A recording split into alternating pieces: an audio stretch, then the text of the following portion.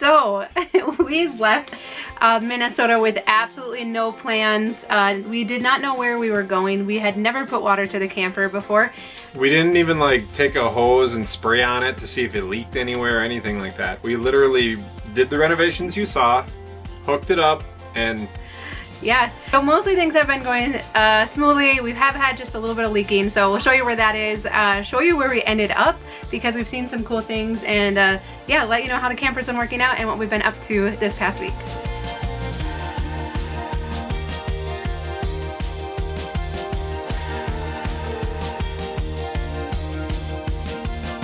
putting a lot of money into our gas tank. That's what we've been doing mostly. Yeah. Mostly. I had to tell Tom to like stop looking at the We got the Priuses, right? Yeah. So we got the Priuses and I'm like constantly checking mileage on all of our vehicles. Just constantly. What do we get for mileage?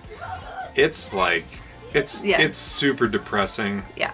And yes, we do realize that for what we spent on the camper and what we're spending in gas and the camp fees and everything, we could just stay at hotels or Airbnbs for like a lot of nights and like not have to do any of this. But now that we've been out for a few nights, can you like, it wouldn't be the same at all. Like I can't even imagine now that we've been camping for a week, I cannot imagine going back to just staying in hotels or Airbnbs. Really? No, seriously, you would? Like Dude. the kids are like running around outside playing right now, and yeah, we've been cooking outside, and we camped like 200 feet off the beach. Yeah. So it might be the kids and I camping. I feel like moving camping forward. is more work for dad than mom.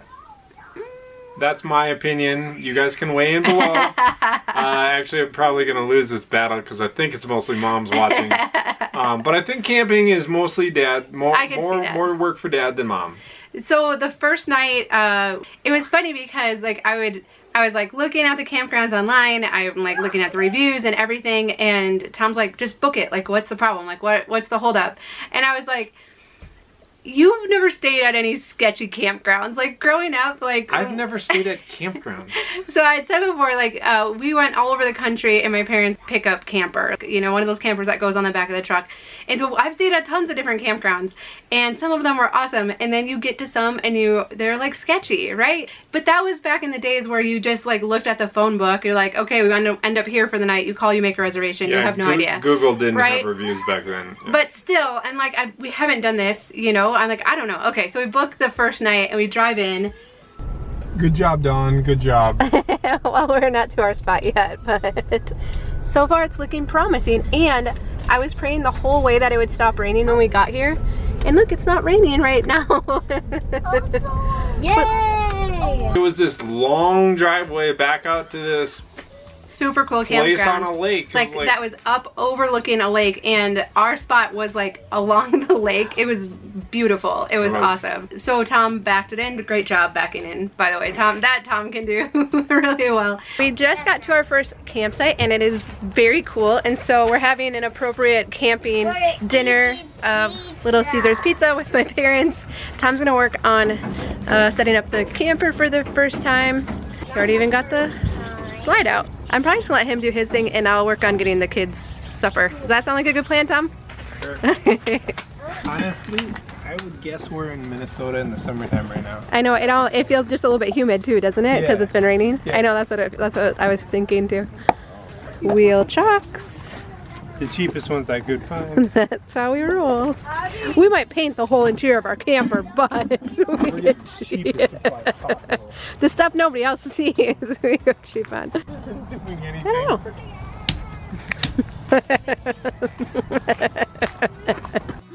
Maybe we should have got the next level up cheap ones. Maybe I shouldn't have been so cheap. And so that was the first time then that we were actually hooking up the water to the camper. Here we go. I'm crossing the moment of truth. Well, I think the water's gonna work. I just want to make sure we have no leaks. And then this is a new faucet that I put in. Right. Okay, Corbin, you can go. Oh. Okay.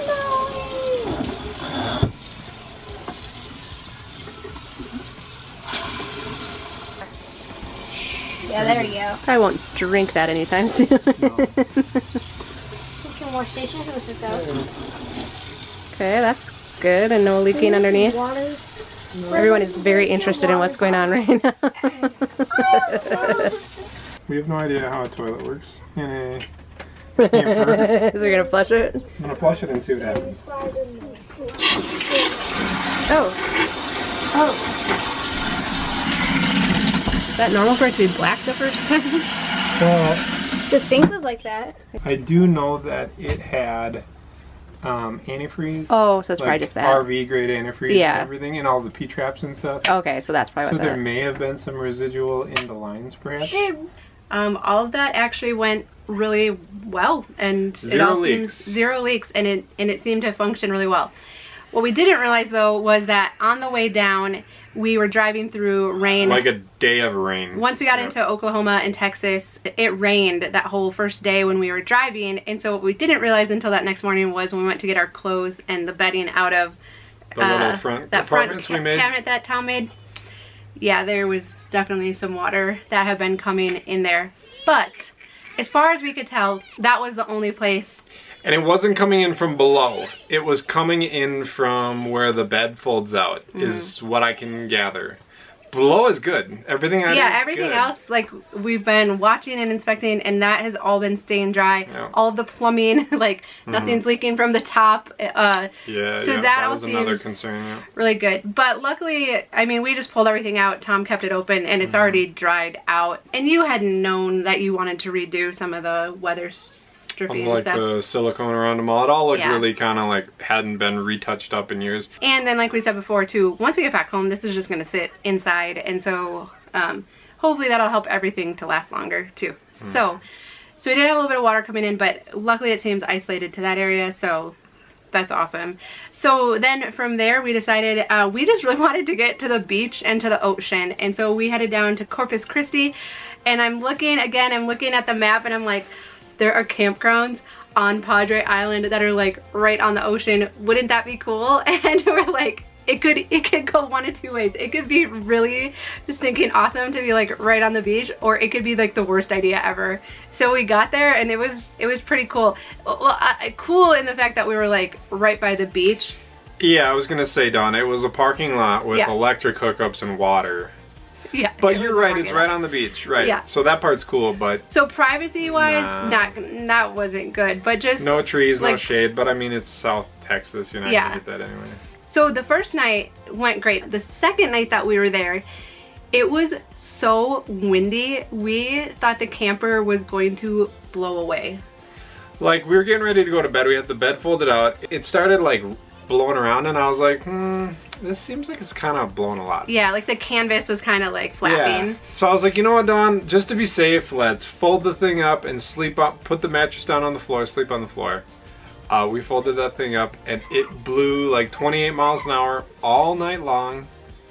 And the camper rocked like crazy. And it was so... And I was like, man, if we left that thing out, it would have Oh yeah, it probably would have blown ripped off. We would have been floating away. It was ridiculous how much it blew that night. It was so loud. Like, we brought the kids like white noise machine with, and it like the wind was so loud that I got out actually in the middle of the night, and I went around and I taped all the vents closed because they They were kept flapping. flapping in the wind. I pulled my truck around the one side to help kind of block the wind so the camper didn't rock so much. And then we were like 20 feet away from the dumpsters, and the lids on there Oh were man, like started banging. And then the kids left some sand toys outside. Those were kind we of could hear rolling around those the parking blowing lot. away. And so then I'm like, okay, this is probably the part where it's not so cool being like right on the ocean, and I can see we're like camping somewhere a little more protected. Well, and actually, so the first night that we slept on the bed by the ocean, Dawn's like, oh, this is going to be so cool. We're going to sleep and hear the waves crashing all night. That was I didn't cool. sleep at all because all I hear is... Tom's like, that ocean is so loud, and I'm like, this is magical. Like, who No, it needs is a noise super machine? loud. Like, Where we live, it's very quiet. yeah, which is true. We're realizing that. So we spent a few nights there on Padre Island. It was very cool. So the next day, after like the windstorm, it was still incredibly windy that day too. So we couldn't really be out on the beach. I know what I forgot to talk about. What did you do the second day we were there? So we're looking at the forecast. It's like, okay, we finally get down there. It is going to be 80 and sunny, and then after that it's going to kind of cool off for the week. So I'm like, beach day, hello. Like, we are sitting out in the sun. The kids are going to play all day. It's going to be awesome. What did you do with my dad? Dawn's dad found a equipment auction about an hour away from Corpus Christi, and him and I went and looked at trucks. And so I think both my mom and I, like, because my mom and dad drove down separate behind us, and I think we were both kind of like, if that's what they want to do, like, I knew it was kind of stressful for Tom driving the camper all that way and everything. It was stressful. And so I'm like, if he needs to go to an auction and 4 kids screaming for 3 days, yeah. Yeah, they were not screaming. No, the kids did awesome. It was Dawn. I was Dawn. Wasn't all the kids. The kids did awesome. And so my mom and I were like, hey, you guys want to go to an auction? That is totally fine. So her and I and the kids hung out at the beach, and it was awesome. That was like one of the best days of the trip so far. Because the men were gone. No, just because the weather was perfect and it was beautiful that day. It was sunny, and I'm like, this was just what I wanted. This is what my heart needed.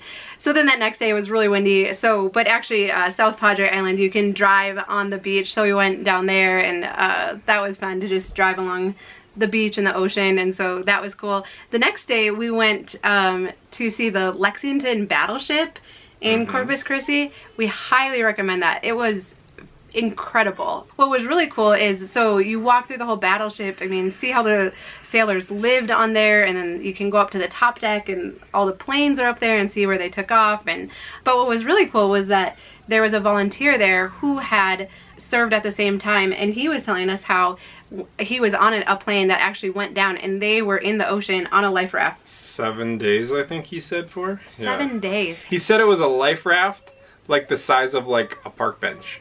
2 guys. Oh, are you for serious? 7 days. Yeah, he told us I didn't hear that part. And he said there was like, so I think the whole time they caught a seagull. 1 seagull the whole time. Between the 2 of them to eat. And he said there was a shark circling around them like most of the time. And what was really cool though was that it just, I mean, it makes us so incredibly grateful for what we have, and that, I mean, and what everyone who have served our country is not perfect, but just how grateful we are for everyone that has served and what the conditions they went through, and is still serving. It was remarkable, and to hear his story talking about that. And so that was yeah, it was. Is it called a battleship really cool. or is it an aircraft carrier? It was an aircraft carrier, sorry. Yeah, okay. It was an aircraft carrier, but it was funny because Tom's like, back when men were men, right? Dude, seriously, back when men were men. You look at how those things are made. So my background is manufacturing. As a kid, my parents owned manufacturing business, right? So then I grew up manufacturing things. Dude, you look at like the engineering that went into these ships back when they were built, and you're like, how on earth did they come up with this stuff? Well, and what else was cool is that we got to see the machine shop that was on board this ship. And you said that's where your grandpa learned your family. Not in the machine shop. My background is pattern making. Yeah, anyone it's who knows, different than machining. nobody's gonna know it. We can machine too, but pattern making, you make a pattern of what you're gonna produce. You make sand molds. You pour liquid metal into the sand molds, and then you get castings. So we make the tool that makes castings. Yeah.